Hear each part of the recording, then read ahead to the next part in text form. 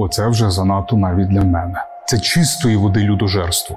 Ви весь час підвищуєте градус. Це небезпечно. Коли десь падає ракета, вбиває сім'ю, десь хтось сфотографував там батька, який просто в апатії просто плаче, його сфотографували, журналісти беруться на обкладинку, по діагоналі, великим шрифтом, там, яскравим, там його крики було чутно на весь район, і йому ще домальовують сльози там десь. ТСН.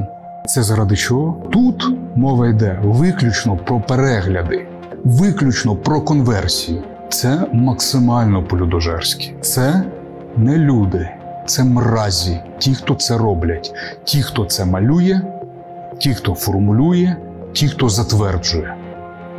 І ті, хто мовчать. І мають до цього відношення і мовчать.